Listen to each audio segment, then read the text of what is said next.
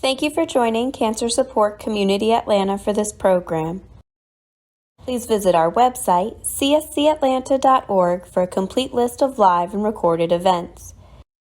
We invite you to sign up for our newsletter to stay connected to all future programs. So again, welcome everyone to today's program, Acute Myeloid Leukemia, What You Should Know. I'm Katie Armsby. I'm the Program Outreach Director here at Cancer Support Community Atlanta. If it is your first time participating in a Cancer Support Community Atlanta program, we welcome you and we invite you to visit our website, that's cscatlanta.org, and you can see all the virtual and in-person programs that we offer. I do want to highlight our Living with Cancer weekly group that meets again virtually and in person, and that's led by a licensed mental health professional. And we also have a caregiver support group that meets virtually and in person as well too. So please feel free to connect again through our website for more information on those programs.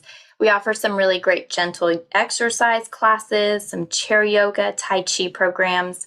We offer a monthly nutrition seminar led by an oncology dietitian with Northside Hospital, and of course, education programs like these.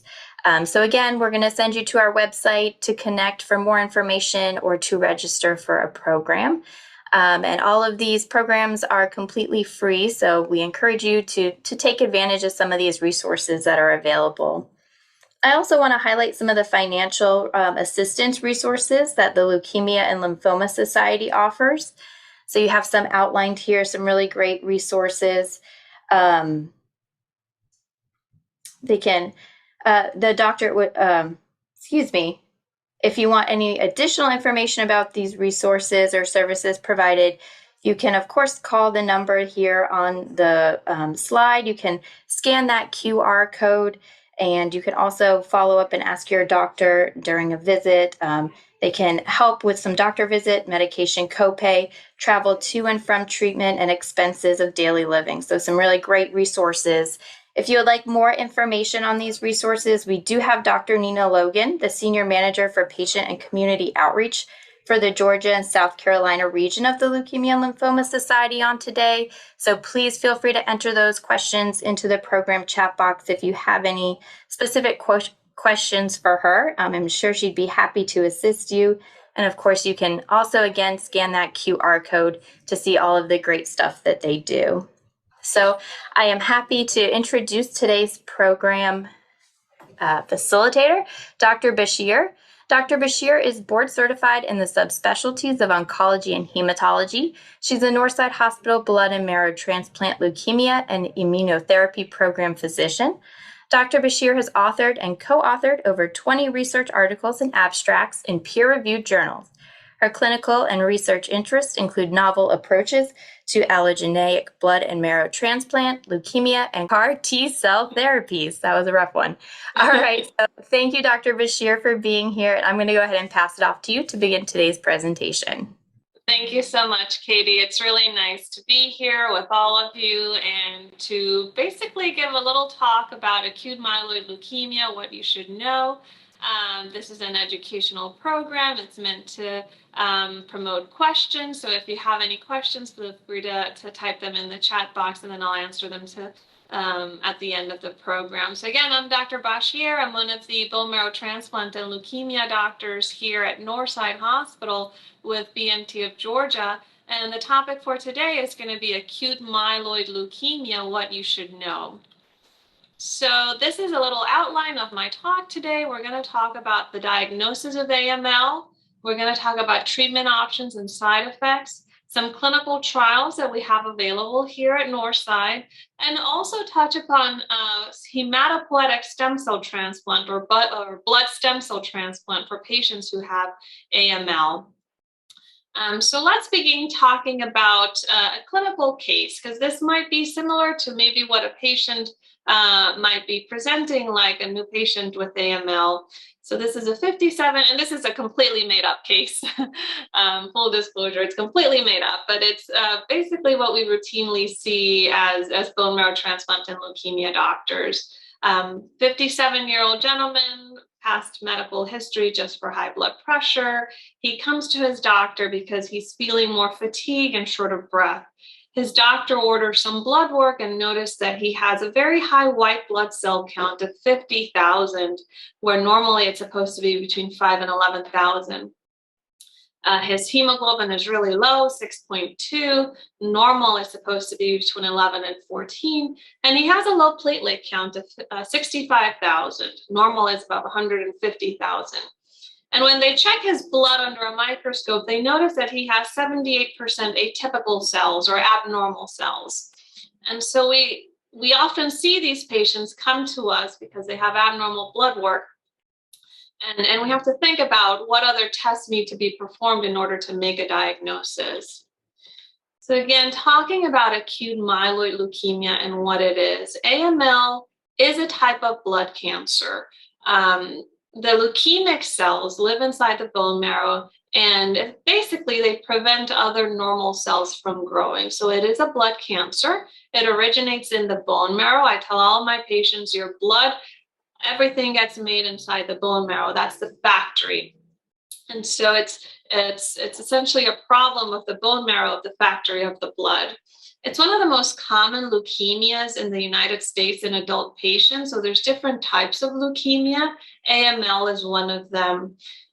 Males are slightly more affected than females. And there are several things that can put you at higher risk of getting AML, including smoking, tobacco, having had prior chemotherapy for other types of cancers, radiation and exposure to chemicals like benzenes can cause an increased risk of AML, as well as some genetic disorders can increase the risk of AML. And we'll talk about all of that in a little bit. Here is a picture of what our bone marrow would look like. Again, the bone marrow lives inside of our bones. All of our bones have bone marrow inside them. The majority of the bone marrow is in our long bones, in our legs, and in our hip, in our pelvic bones. And so inside that bone marrow, we have these blood stem cells. These blood stem cells can differentiate or grow and mature into different types of blood components. We have our red cells to help carry oxygen. So from the red cells, we have our hemoglobin. We have our white cells to fight infection. So every time we get sick, those white cells are going to be helping us fight infections. And we have our platelets to help with clotting. So if we cut our fingers, for example, those platelets help with clotting. And again, here's another depiction, another picture showing the different types of cells in our blood, going from the blood stem cell, these baby cells, and maturing into different types of cells in the blood. And acute myeloid leukemia happens because there is a problem, and I don't know if you can see the pointer, there is a problem specifically in the myeloid lineage of these blood stem cells. When we talk about acute lymphoblastic leukemia, which is a different type of leukemia, it's a problem in the lymphoid lineage. So for now, AML, we focus on this part right here. And again, I mentioned that our red cells help carry oxygen, our white cells help fight infection, and platelets help with clotting. And when we have a diagnosis of acute myeloid leukemia, it's these myeloid stem cells that are abnormal, basically not letting the normal blood components develop. And if you think about your bone marrow and its job and making hemoglobin, making platelets, making white cells to fight infection, we can kind of tease out the presentation or the symptoms that a patient with AML might have. Again, acute myeloid leukemia happens when these immature myeloid stem cells are occupying the bone marrow, not letting healthy bone marrow, healthy cells grow. So the most common symptoms arise from having low blood counts. So the majority of patients will present with fatigue, for example, tiredness. They can have easy bruising or bleeding and weakness. And these can be manifestations of anemia or low platelet counts. So for example, a marathon runner might all of a sudden come to realize that they have decreased exercise tolerance or more fatigue, more tiredness, and it could be because they're anemic. And so those really are the symptoms of leukemia are symptoms related to the low blood counts. Infections can also happen when you have low white blood cells. Your ability to fight infections is impaired. And so people can have fevers, they can have infections, they can have pneumonia, they can have skin infections, urinary tract infections. And it's very important that we identify those patients who have infections right away, because it can be a life-threatening problem when you don't have enough infection-fighting cells. A lot of times patients, unfortunately, will also have problems with their kidneys, their liver, and clotting problem. This happens because the leukemic cells, the leukemic blast cell, or these abnormal cells, when they're dividing quickly, they're producing toxins, and these toxins are having to be excreted by the kidneys, and they can oftentimes accumulate in high levels in the blood, and patients can have problems with their kidneys. So again, these are the majority of the symptoms that a patient with AML will present with, and they're very non-specific. Unfortunately, it's not like one symptom says, oh, absolutely, you have AML. These are kind of vague symptoms. And the term acute comes from the fact that acute myeloid leukemia can happen quickly. So it's possible that the patient is feeling well, not having any real issues, and all of a sudden, in a matter of days or a few weeks, they start having all these problems. So again, acute leukemias usually have a very quick onset, and so that's why we have to get treatment right away. And again, these are some of the symptoms, but they're not all the symptoms. Some patients can have bone pain, for example. Some patients can have problems with confusion, with forgetfulness. And it's really in the blood work that we're going to have clues as to whether or not there's a problem with the bone marrow with leukemia. So that leads us into how we can diagnose a patient with acute myeloid leukemia.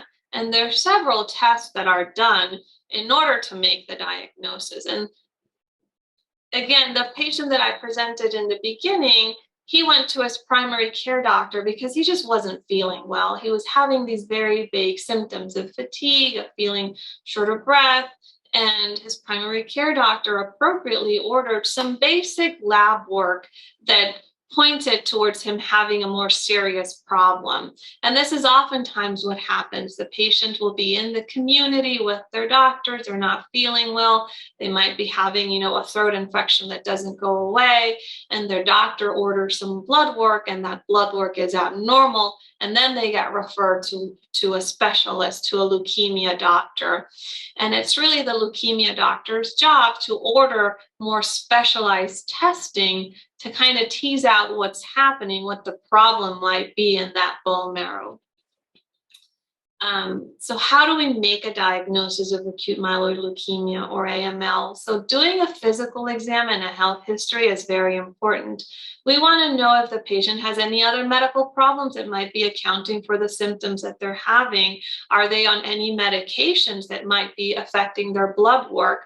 Or do they have any predispositions that might make it more common for them to have leukemia versus not? The doctor will also perform a physical exam. If you've been to a primary care doctor, you know that they, listen to your heart and your lungs, examine your belly, look at your skin. Patients with AML can have some subtle findings that might point towards diagnosis. About 5 to 10% of patients with AML might have a skin rash. So looking at the skin is really important. In addition, having low platelets might cause the capillaries in the skin to break. So it looks like little tiny spots on the skin. Usually happens in the legs and the arms, but these are called petechiae. And so if you do a complete skin exam, you can see these petechiae, these little red spots in the skin. That is an indication of low platelet counts. Similarly, due to low platelets, patient can often have very easy bruising. So they might all of a sudden notice a bruise in areas that are not normally the common places to get a bruise. It's common to, bump your arm and get a bruise on your elbow or your shoulder, but it's less common to get a bruise, for example, on your chest or on your back or on your belly. So again, doing a full physical exam, looking at the skin, looking to see if there's any signs of bruising or bleeding, looking at the gums. Patients can have bleeding in their gums. That might be an indication. When a patient becomes anemic, they can develop, it's called pallor or whiteness of underneath the eye. So we look at the eyes and see if it's pale and if it's an indication that there might be a problem there.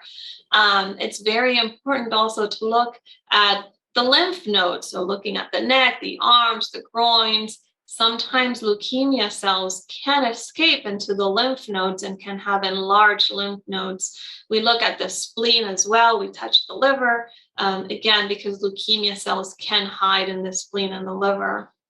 Once there's a suspicion for AML and they get sent to a leukemia doctor, we do what's called a leukemia workup. And it's a very extensive series of tests. Some invasive, some not so much, but all with the intent and purpose of making the diagnosis and looking at the different organs and making sure there's nothing else going on and making sure that the different organs are functioning properly in order for the next step, which is treatment. So some of the tests that a leukemia doctor will do are CT scans of your whole body, of your head, of your chest, of your abdomen, of your pelvis, looking to see if, again, the AML has caused any problems, like strokes, for example. Looking at our chest, for example, to see if there's any evidence of pneumonia, at our belly to see if there's any problems with the spleen or liver. So we do CAT scans from head to toe. The physician will also do something called an echocardiogram or a heart test to look at the pumping function of the heart. And that's going to be very important when we talk about treatment later on. One of the most important tests that we have, again, for diagnosing AML is the blood counts, the complete blood count, or CBC. The majority of us have had a CBC at some point in our lives, just for a routine physical or for pre-op. So CBC is nothing more than a simple blood draw where we look at the cells and we count how many white cells, how much hemoglobin, how many platelets. And again, like I mentioned earlier, all of the blood, because it's made in the bone marrow, the complete blood count is a reflection of what's happening in the bone marrow. So we'll see the elevated white cells, the blast cells, which are the leukemia cells. We can look at the platelets.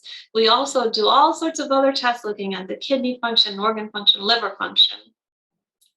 But the test that a majority of patients don't like, and it's really the one test that we need to do for diagnosis, is the bone marrow biopsy. And it sounds scary, but it's actually very simple. And in the right hands, it should not be very painful. It should be uncomfortable, but not painful. And a bone marrow biopsy is the test that allows us to look inside the bone marrow at the factory, look and see what's happening.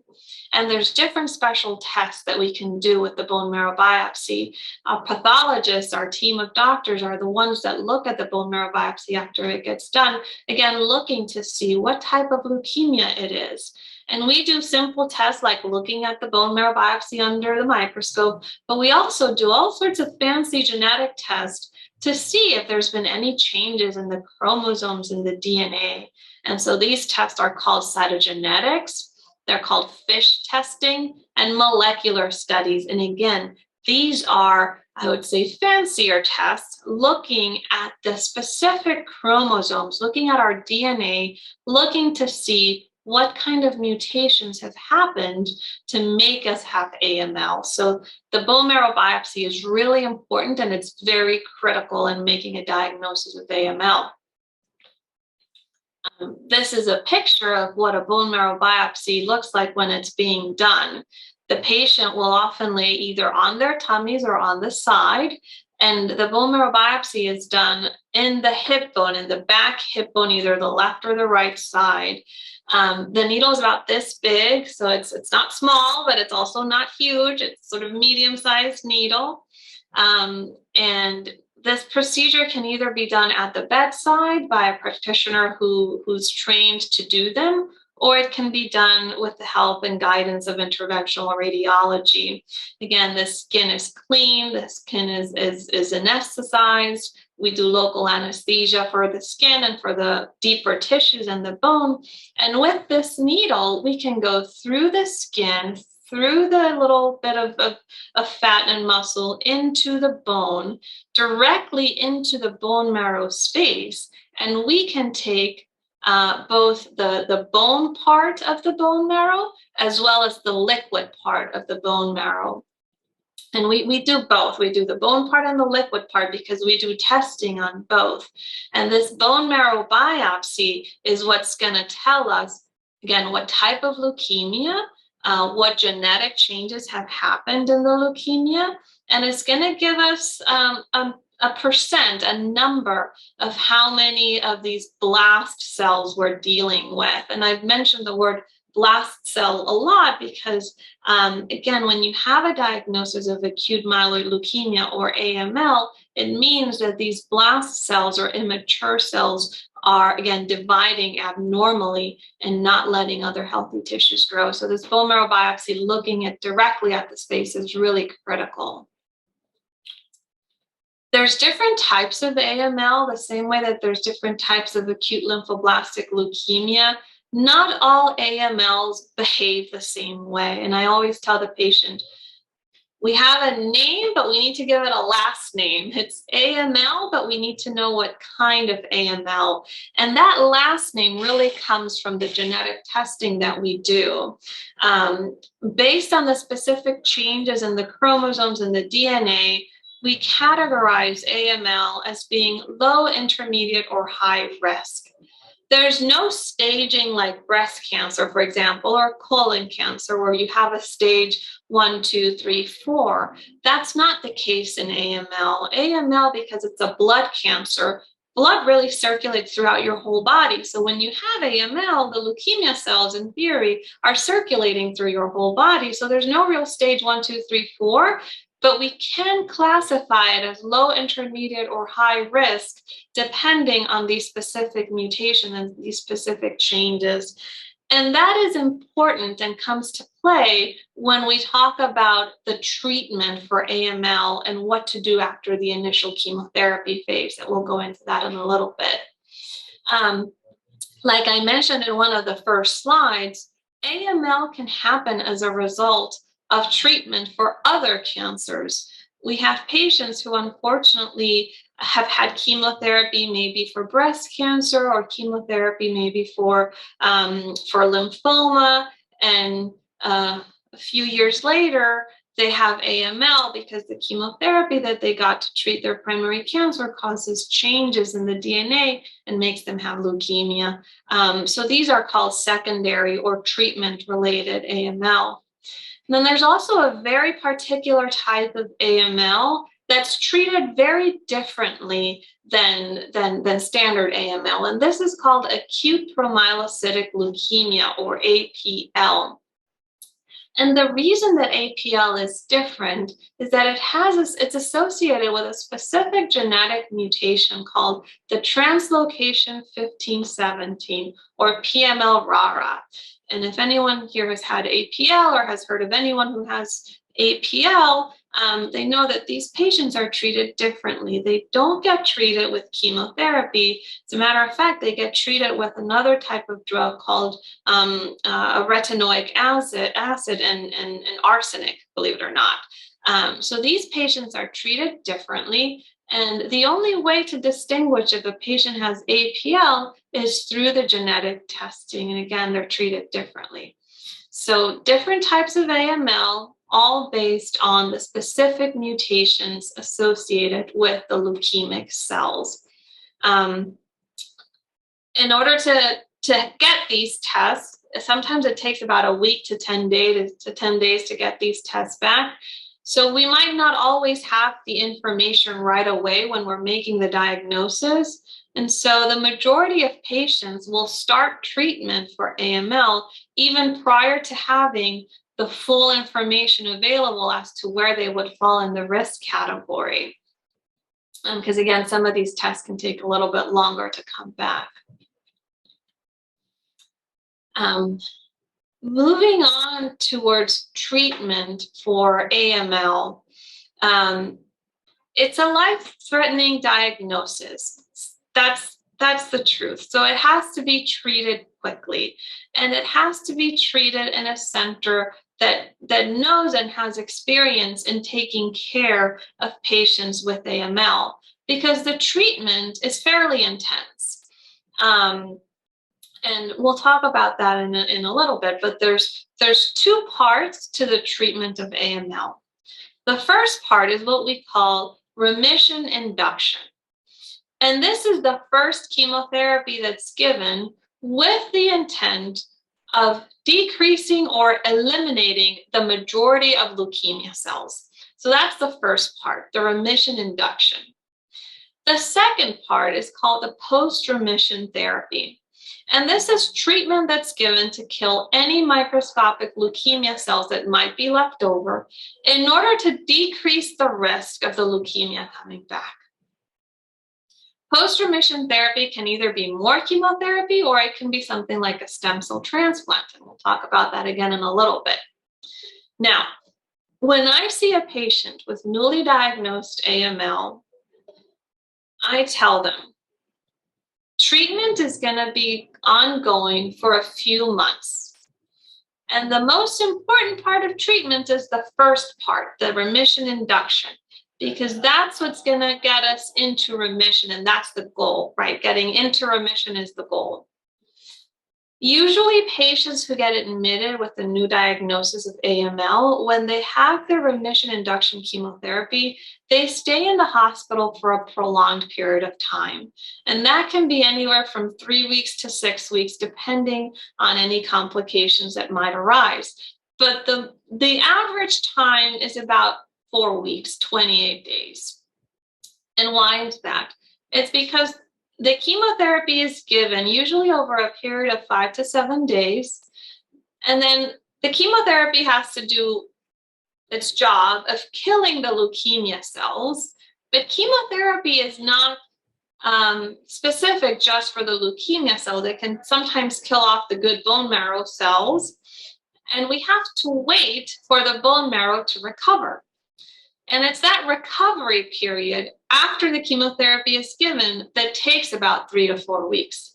So again, you have a patient coming in, you've made the diagnosis of AML, they're in the hospital, they need chemotherapy to go into remission.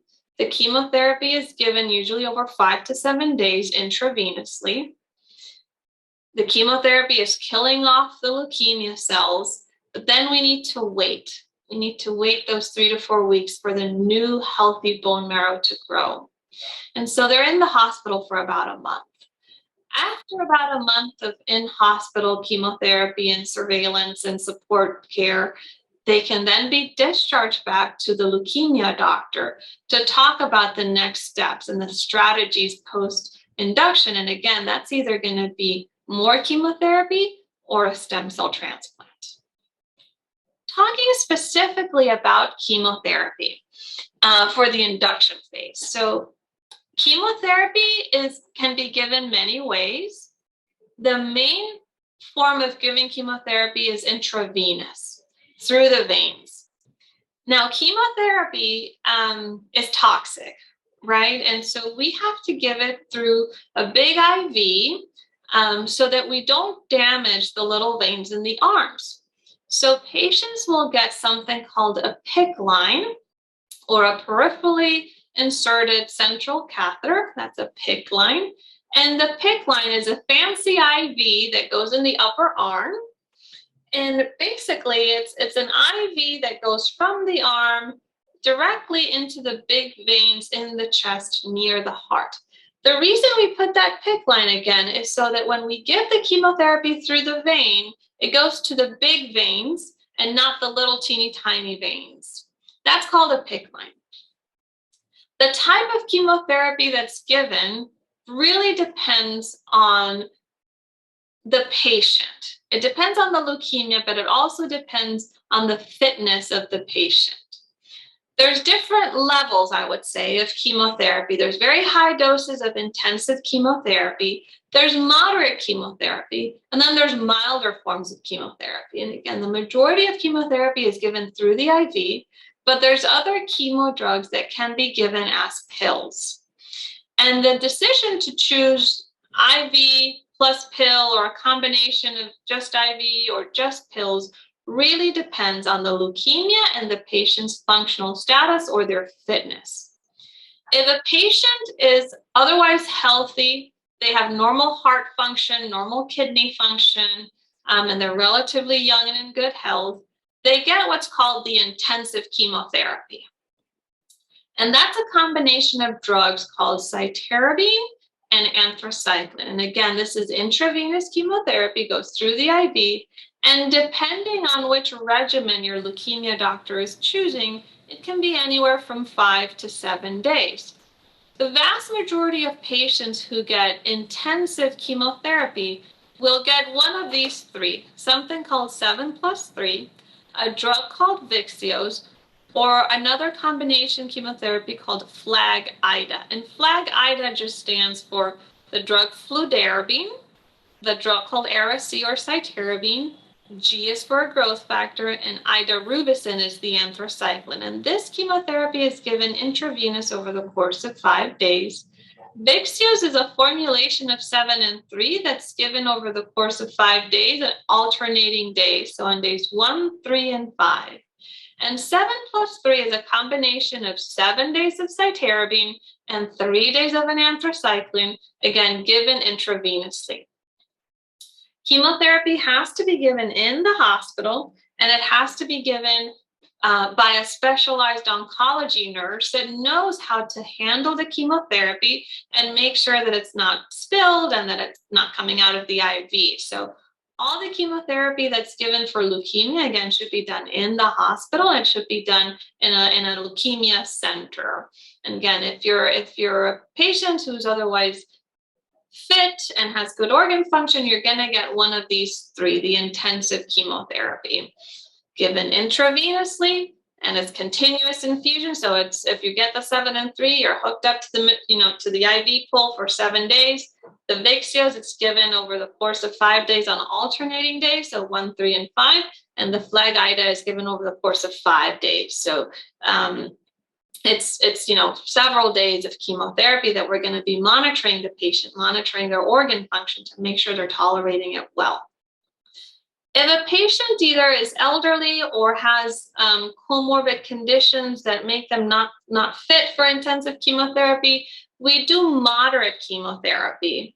And again, these are combination chemotherapies that can be either given orally, intravenously, or with injections. The main type of chemo that we use here is something called a hypomethylating agent, and you might have heard the words Vidasa or Dacogen. These are 2 types of drugs in the hypomethylating category, as well as some low-dose cytarabine, and another drug, I didn't put it here, called venetoclax. Venetoclax is a pill form of chemotherapy. And these chemos, again, are given in different schedules and different regimens depending on whether we give Vidasa or whether we give Dacogen. Vidasa is usually 7 days. Dacogen is usually 5 days, sometimes 10 days, depending on the disease. Now, I spoke earlier about the specific, mutations that can happen in AML, and luckily there are certain drugs that have been developed to target these mutations. And so if we find out with the molecular testing that a patient has one of these mutations, we will incorporate one of these drugs into their treatment. And again, this is all based on the molecular testing. So that's the remission part. That's the first part. That's the part that I tell patients who are newly diagnosed, let's get over this first month, and then we'll take it from there. It's given in the hospital. It's usually intravenous plus or minus pills. Patients are monitored very closely. The chemotherapy, it's supposed to get rid of the leukemia cells and allows the bone marrow to grow and have healthy blood formation. Now, leukemia is tricky. Leukemia likes to come back.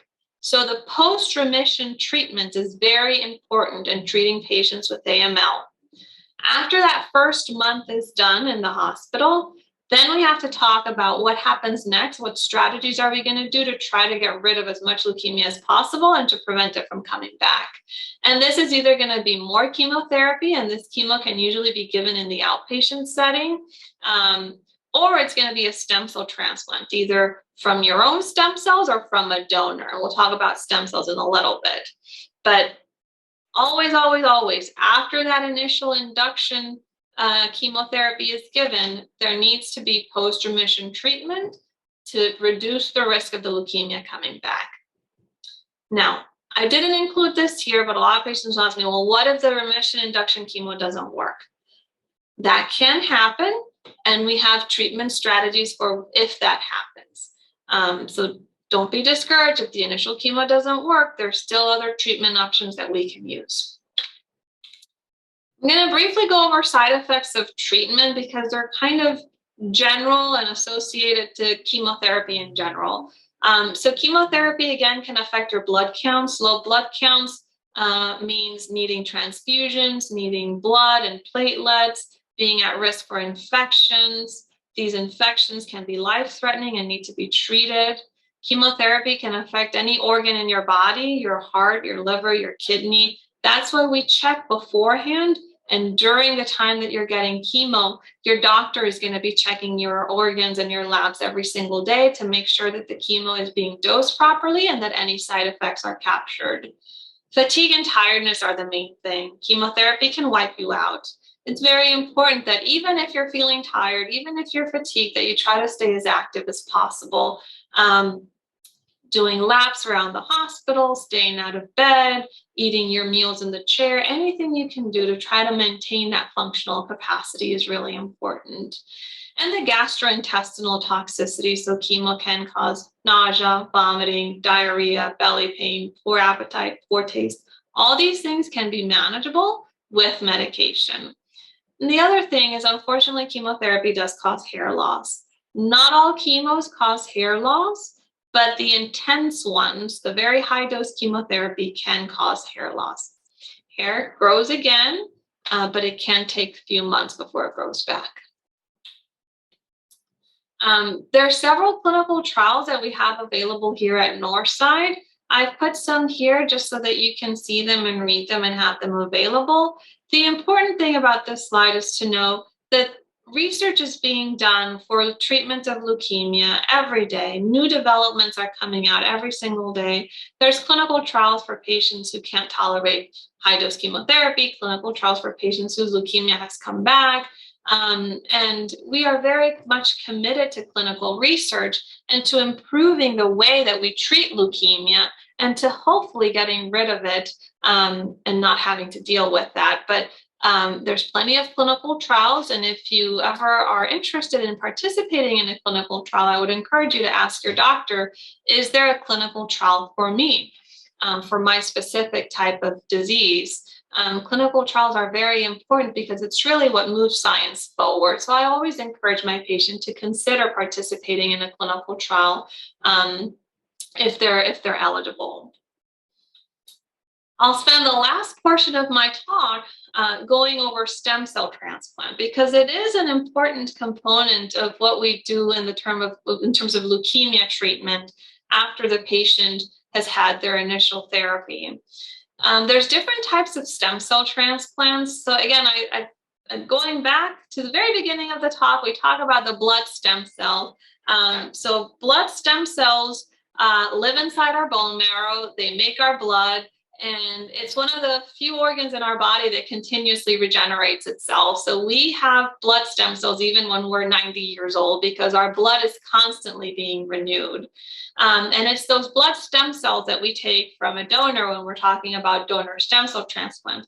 Or in the case of autologous stem cell transplant, it's used in patients who have intermediate disease or who don't have an allogeneic donor. We take cells from the own patient and put it back to them. So there's either autologous stem cell transplant where the cells are derived from the patient, or allogeneic stem cell transplant when we find a healthy donor. And I would say that about 2/3 of patients with AML will need a stem cell transplant at some point, and the vast majority will need a donor stem cell transplant, so from somebody else. A lot of patients ask me who can be a donor. A donor can be, nowadays we can find donors both within the family and in the registry. There's a registry of healthy volunteers who agree to be donors. And so we've got about 40 million donors in that registry worldwide. But if there's no one in the family, we can look at the donor registry, but we'll always look at the family first. Siblings, so brothers or sisters from the same mom or dad can be a donor. Parents, if they're healthy, can be donors. And children, if they're above 18 years old, could be donors. So if we think a patient needs a stem cell transplant, we'll do something called HLA typing or tissue typing to see if there's somebody compatible in the family who's healthy enough and willing to donate. The process of donation is very safe. I'm not going to go over that because I don't have enough time. But basically, cells are removed from the donor, usually just through the blood after getting growth factors. These cells are then preserved. The patient themselves get high doses of chemotherapy to make space in the bone marrow to receive these cells. And then after a period of time, usually about a week, the cells from the donor are given back into the patient through a central venous catheter. And that's the basic concept of a stem cell transplant. It's taking donor stem cells, healthy donor stem cells, and putting them into the patient after a preparatory chemotherapy is given to make space in the bone marrow. And the concept of a stem cell transplant or a blood transplant is basically that we're removing the bone marrow from the patient, from the person who's had leukemia. We're wiping it all out and we're replacing it with a healthy, fresh donor, with the idea that the healthy donor will make a new blood and a new immune system to hopefully keep the leukemia away. There's different parts again in the process of stem cell transplant: donor typing, stem cell collection. The patient gets testing to make sure that they're, again, in good shape to go forward with the transplant. And then there are several stages once the transplant starts, including the chemotherapy phase, the stem cell infusion and low counts phase, early recovery and late recovery. I talked again about this briefly. When the patient gets chemotherapy, the intent of the chemotherapy plus or minus some radiation is to kill off the patient's bone marrow and replace it with that of a healthy donor. There will be a period of time when the blood counts will be low as the patient's bone marrow is dying off and the new cells are growing. And so there's going to be kind of like this nadir phase, this valley where the blood counts will be very low and the patient is at risk for infection while we wait for the healthy bone marrow donor to grow again. Engraftment is what we call when the healthy donor cells have grown inside the patient. And that usually happens 2 to 3 weeks after the cells are given. Again, stem cell transplant needs to happen in a specialized transplant center under the care of a leukemia and bone marrow transplant physician. One of the complications of stem cell transplant is something called graft versus host disease. And that's similar to an autoimmune disorder. And it happens when the donor cells, the cells of the donor, can attack and react against the patient's own cells. And it can be as simple as a skin rash or as severe as liver failure. And it's something that can be managed and treated and prevented, but it needs to be monitored in a transplant center.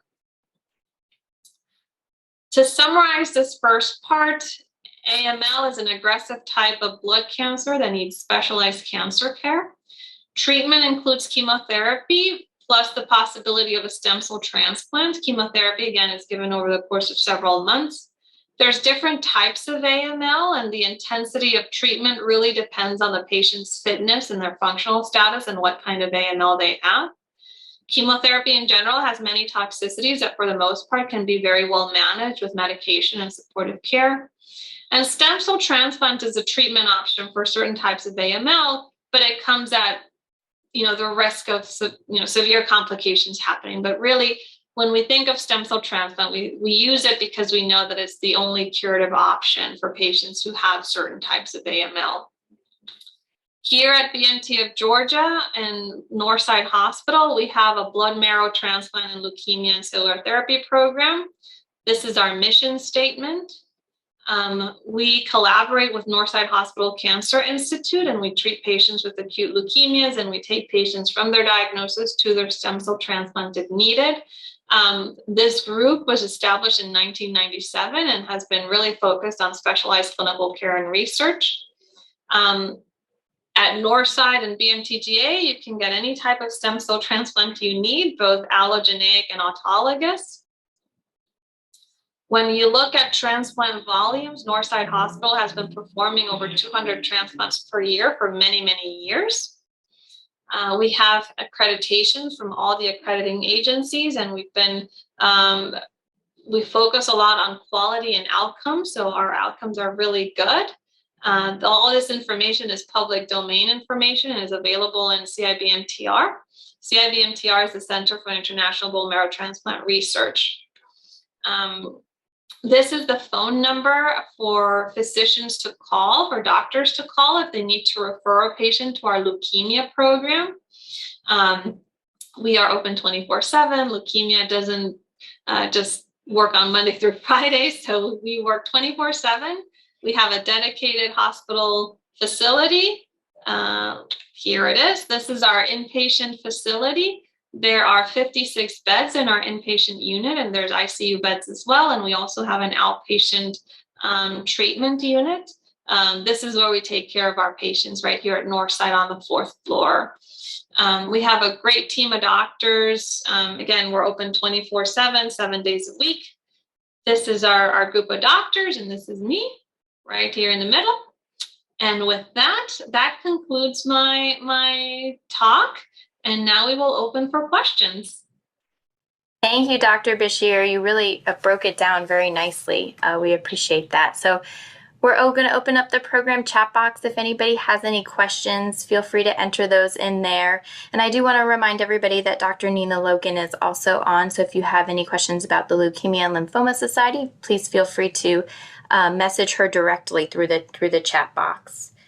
So I wanted to go back. We did get a question when you mentioned kind of towards the end of your discussion that leukemia does return. Do you know about what the remission rate is and kind of what the general follow-up or monitoring process is after post-remission treatment is completed?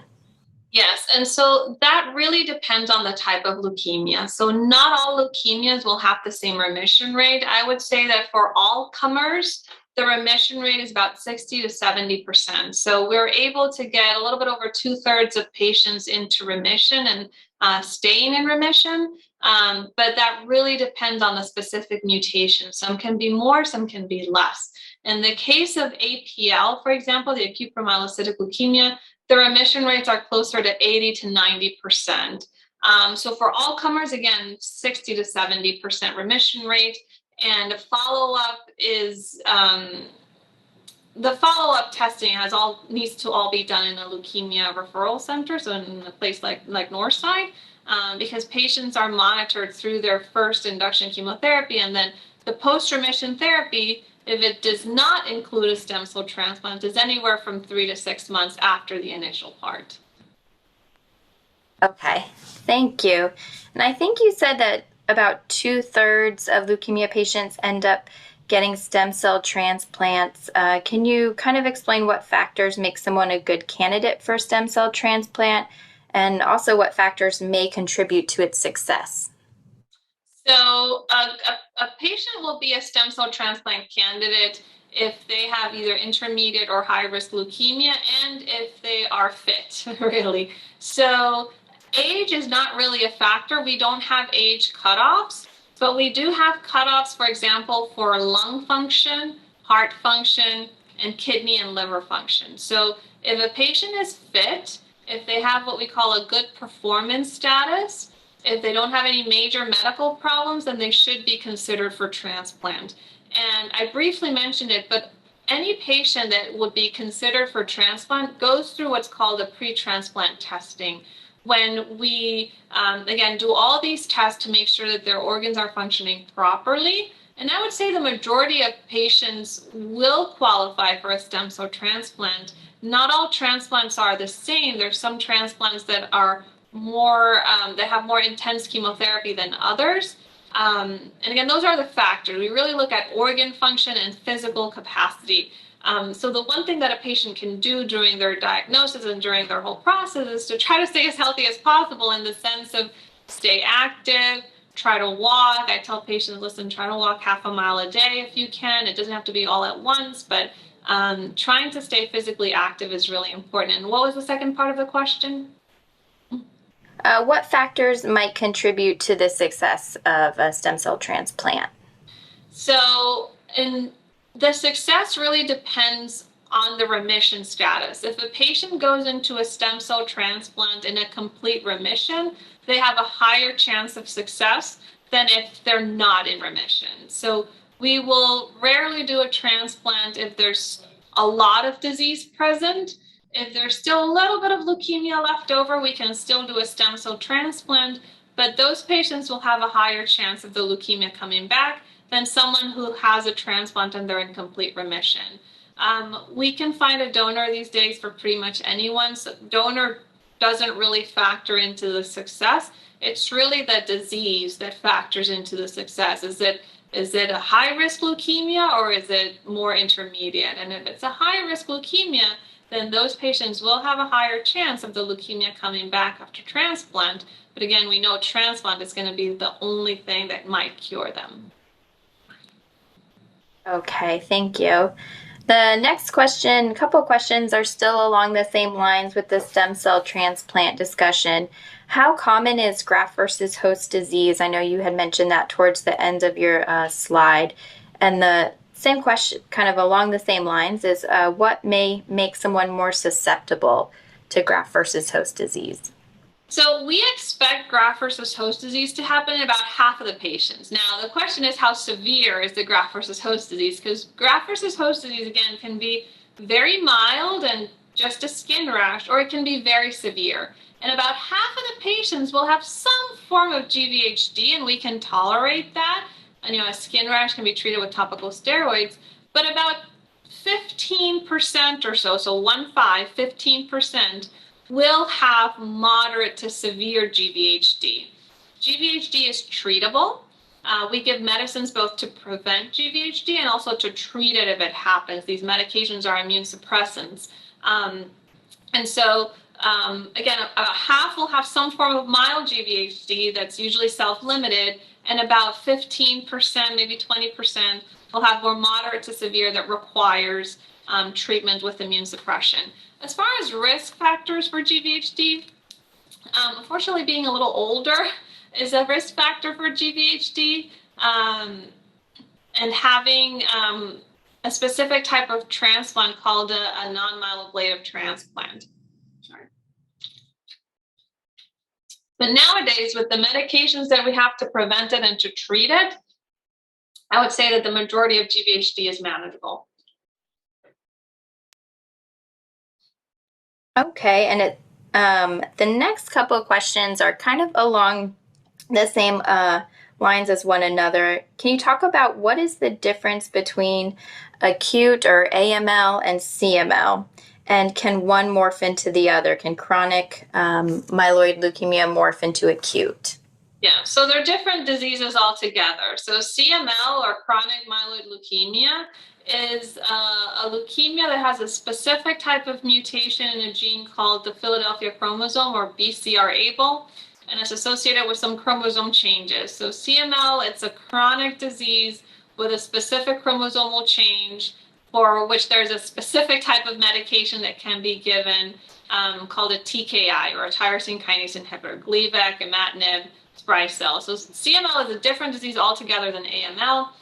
CML can evolve into AML in specific patients who don't respond well to TKIs, but the majority of CML does not evolve into AML and can be treated with TKIs alone. And what was the other part of the question that I forget? I think you kind of answered it. Can CML transition to AML? But it sounds like it can, but it's not the majority. It's rare that it transforms, because the treatments for CML are very good. And again, CML is not the same as acute leukemia. They're different diseases. Okay. And the next question is AML hereditary cancer? If someone in your family was diagnosed with AML, should your family seek any kind of genetic counseling? So not necessarily. There are specific genetic mutations associated with AML that can be inherited, but usually there'll be a strong family history, meaning more than one person with AML. These patients are often younger, so less than 40. And if we detect these mutations, we will do family screenings. So it's not the majority of patients.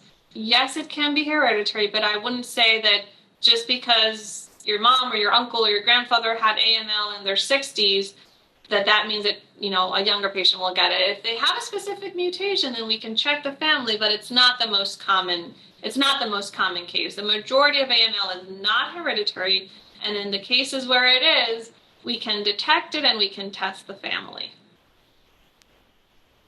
Okay, and this question sounds like it came from a caregiver. How do you connect with a donor registry? So how would you donate stem cells? I don't know if you can talk about that process. Yeah, so there's so the National Marrow Donor Program, the NMDP, has a website. It's called Be the Match, bethematch.com. I don't know if we can type that into the chat box, Katie, but it's Be the Match, so bethematch.com. And bethematch.com is the US based organization that organizes, for my redundancy, the tissue typing for donors. And they often do what's called donor drives, where they might go to a church or a school or a playground and have a day where they'll set up their tent and they'll register to people who want to become donors. But even if you don't have one of these donor drives close to you, if you go to bethematch.com and you contact them and you provide their information, what they'll do is they'll mail you a kit, and it's really just a cheek swab. They'll mail you a kit with a cheek swab and some instructions, and then you do the cheek swab, you put it in a little plastic bag, and you send it off back to the NMDP, and your information gets put in the registry, and that's how you can register to become a donor. And we encourage everyone to consider it and their families, because it's really a good resource. When a patient doesn't have a donor in the family, then we rely on the registry to find a healthy donor. So bethematch.com. Thank you. I think I did put the corrected website. It's bethematch.org, but I'm sure if you just type in, Be the Match, it'll come up. Yeah. And I think the last question is along the same lines, is how often is it a family member that can be a donor versus having to kind of go outside and find a donor? I would say 70 to 80% of the time we find someone in the family. Again, with the way that stem cell transplant has evolved over the last 10, 15 years even a brother or sister who's not a full match can be a donor, even if they're partially matched. And these are called haploidentical stem cell transplants. So again, about 70 to 80% of the time, we'll find someone within the family that can be a donor. It does not have to be a perfect match. The concept of needing a perfect match for a stem cell transplant, that was 15 years ago. Nowadays, we can do half-match transplants with the same outcomes, good outcomes, as those with a full match. So if you have a half match in your family, that's good enough. All right. Thank you. And I think that we got to all the questions. Thank you so much, Dr. Bachier, for being so generous with your time and expertise today. Before we wrap up, I just want to throw it back out to you, Dr. Bachier, for any kind of final thoughts. I would just say that, while AML is a life-changing diagnosis, there are treatment options available. I always tell my patients, never lose hope. That's what we're here for. Here at Northside, we have our dedicated team of doctors. This is what I do all day, every day. So I always tell patients there's always going to be hope, and there's always going to be something that we can try, and science is advancing every day. So there's who knows what will be available, 5-10 years down the line. So while it is a life-changing diagnosis, it does not have to be it does not have to be a death sentence, is what I would say. It can be something that can be manageable and treatable in the expert hands. And so I would just encourage patients to have their support group, use resources such as yours with Cancer Support Group, because it's a long journey, but it's a manageable journey. And with the right people on your team, we can do great things. So don't lose hope. Thank you. And I want to remind everybody that we will have a recording of today's program up on Cancer Support Community Atlanta's website, cscatlanta.org. You can find the video tab there so you can watch today's program and all of our other programs, including gentle yoga exercise classes, cooking demos, lots of fun stuff there. And again, if you'd like to connect to any of our support groups, please visit our website, and you can email our program director, Emily Brown. Her email address is up there to connect to those. So thank you, everybody, again for participating, and we hope to see you all again soon. Take care, everyone. Bye-bye. Have a good day. Thank you for joining Cancer Support Community Atlanta for this program. If you're interested in other live or recorded programs, please visit the online program tab of our website, cscatlanta.org, or follow us on Facebook. We'll be sharing additional information on upcoming programs.